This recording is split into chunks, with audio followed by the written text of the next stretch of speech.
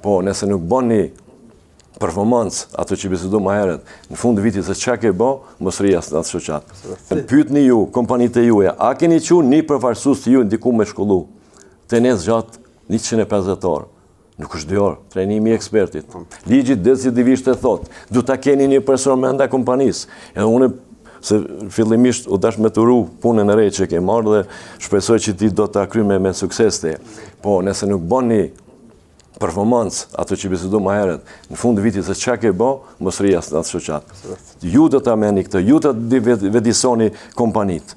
Në kompani nuk është më rëndësi një certifikata ka punëtori, është shumë më rëndësi ju ta keni një person brenda kompanisë. Edhe thot ligji, në kontinuitet ai eksperti i trajnon punëtorët.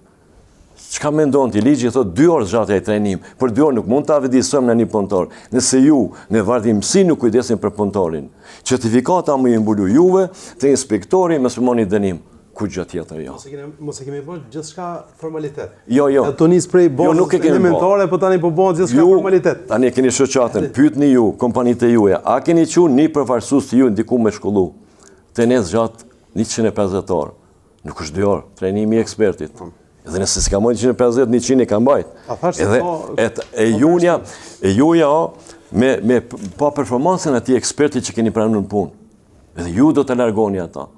Jo inspektori, as ne, si nuk me përgjithësi për një student apo një vijuesi i aty mësim që ka ardhur. Do thotë ta përjashtojmë këtë, nuk është kjo shkasja ka u trajnu punëtori, su trajnua formale së formale. Absolutisht. Kryekput është mosmarrja e masave nga punëdhënësit. Drejt për drejt. Tani mosbatimi nga punëtorët është minimal.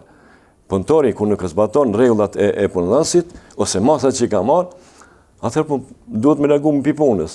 A ndodh kjo, zotri Bajraktari? A ndodh kjo? Po nuk ndodh tani arsyetohen sepse thot na ikën punëtorët. Kur shkojmë te ligji nuk na pyet askush. Kur shkojmë në gjykatë neve, nuk na pyet atje pse e ka marrë punëtorin, pse i pa dëgjueshmëria largohet pi punës. Prandaj ekzistojnë rregullat, çdo kompani e ka rregulloren e brendshme, e cila gjithmonë bazohet në ligj. Dhe në rregullohet brendshme parashifën rregullat e punëtorëve. Kur duhet me përshtu? Pse duhet me përshtu? Sepse ai duhet të ankohet prapë te inspektorati i punës. Po këtë i mbetet bar punëdhënësit kujdeset për punëtorët. Nëse ju si shoqat do t'i vizitoni, dhe kudo që të vizitojnë, ta kërkoni cili është ky person. Mos kërko të jetë ekspert valon. Absolutisht. Kërko të jetë një punëtor i saktum, është kryepunëtor, është një punëtor me përvojë më të gjatë, një njeri. I ke 100 punëtor, unë them shpesh, u tepru 100 rrogë, jepë më burrë një rrogë. Jepë një rrogë, mos mendo që përgjegjësinë e ke bart, e ke bë të shnosh kompaninë.